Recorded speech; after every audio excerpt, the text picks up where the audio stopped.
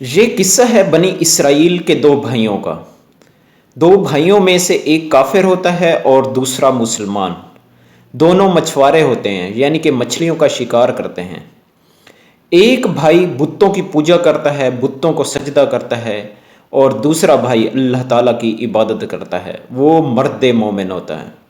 جب وہ شکار کرنے کے لیے جاتے ہیں تو جو بتوں کی پوجا کرتا ہے اس کو بہت زیادہ شکار ملتا ہے، اور جب کہ جو اللہ تعالیٰ کی عبادت کرتا ہے اسے صرف ایک مچھلی ملتی ہے۔ اسی طرح دن گزرتے گئے، اور جو مسلمان مرد مومن بھائی ہوتا ہے وہ اللہ تعالیٰ کا شکر ادا کرتا ہے کہ اللہ تعالیٰ جتنا بھی دیتا ہے میرے لیے بہت ہے۔ ایک دن ہوتا کیا ہے کہ جو مسلمان ہوتا ہے اس کی بیوی چھت پر جاتی ہے، اور جو کافر ہوتا ہے جو بتوں کی پوجا کرتا ہے تو اس کے گھر کو دیکھتی ہے تو شیطان اس کے دل میں وسوسے ڈالتا ہے، اور جب اس کی نظر اس کی بیوی پہ پڑتی ہے تو اس نے بہت اچھا لباس زیب تن کیا ہوتا ہے، تو شیطان اس کی بیوی کے دل میں وسوسہ ڈالتا ہے کہ کیوں نہ میں اس کی طرح رہوں۔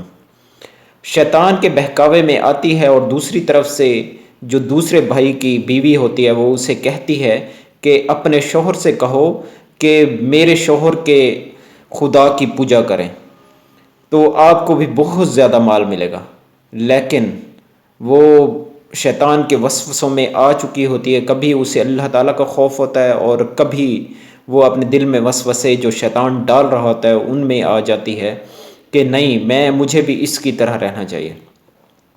تو ہوتا ایسے ہے کہ جو ہی مسلمان بیوی کا شوہر گھر میں تشریف لاتا ہے تو وہ اسے کہتی ہے کہ آپ اپنے بھائی کے خدا کی پوجا کریں، ان کا آپ گھر دیکھیں، ان کی بیوی کو دیکھیں، میں نے بھی اسی طرح رہنا ہے۔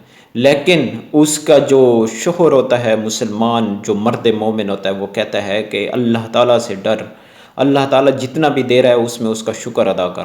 لیکن مسلمان کی بیوی جو ہے اس کا کہنا نہیں مانتی، وہ شیطان کے وسوسے میں آ چکی ہوتی ہے۔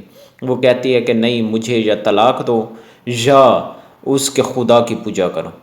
تو وہ نہیں مانتا، اور وہ اسے مناتا ہے کہ میں ہر روز آپ کو 2 دینار لا کے دیا کروں گا۔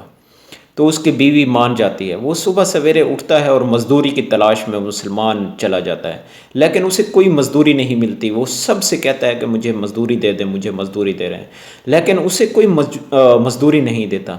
وہ دریا سمندر کے کنارے جاتا ہے اور اللہ تعالیٰ کی عبادت میں مشغول ہوتا ہے۔ جو ہی گھر واپس آتا ہے تو اس کی بیوی اس سے پوچھتی ہے کہ ہاں میرے لیے تو کیا لے کے آیا؟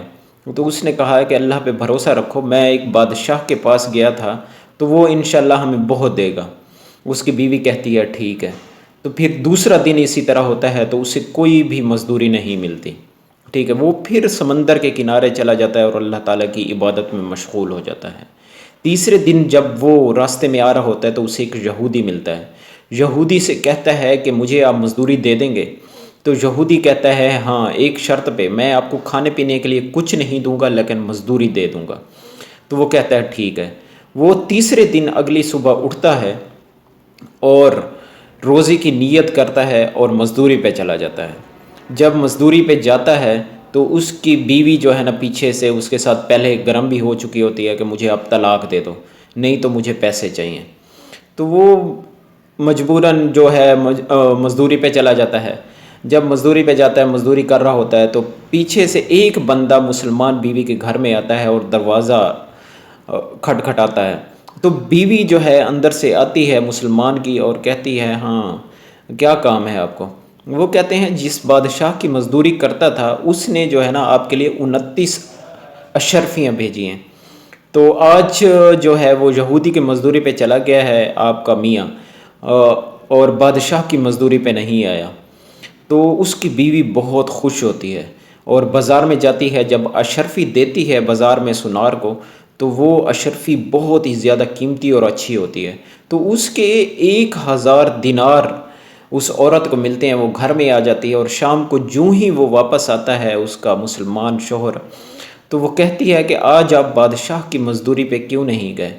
وہ آیا تھا کہ آج بادشاہ کی طرف سے ایک بندہ آیا تھا، اس نے کہا تھا کہ آج بھی تیسرا دن ہے، اگر مزدوری پہ آتا آپ کا شوہر تو اس کو بہت زیادہ مزدوری ملتی، لیکن وہ یہودی کی مزدوری پہ چلا گیا ہے، میری مزدوری پہ نہیں آیا۔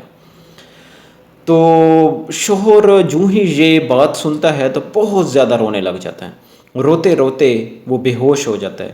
جب اسے ہوش آتا ہے تو وہ بیوی کو چھوڑ کر دور دراز کہیں پہاڑوں پہ چلا جاتا ہے اور اللہ تعالیٰ کی عبادت میں مشغول ہو جاتا ہے۔ وہ بہت زیادہ عبادت کرتا ہے اور اللہ تعالیٰ سے معافی مانگتا ہے کہ میں سدا آپ کا ہی بندہ ہوں اور آپ کا ہی رہوں گا، اور بیوی کو چھوڑ دیتا ہے کیونکہ وہ شیطان کے وسوسے میں آ چکی ہوتی ہے۔ تو میری بات کرنے کا مقصد یہ ہے، ہاں ایک اور بات، کہ بنی اسرائیل کی جو قوم تھی ان کو اللہ تعالیٰ کی طرف سے بہت زیادہ انعامات سے نوازا جاتا تھا، لیکن وہ پھر بھی ناشکرے تھے، اور وہ جو بندہ مرد مومن تھا تو اللہ تعالیٰ کی عبادت میں جو ہی مشغول ہوا تو اللہ تعالیٰ نے اس کو اپنا دوست بنا دیا۔ اس مرد مومن کی وفات بھی وہیں ہوئی اور وہیں دفن ہو گیا۔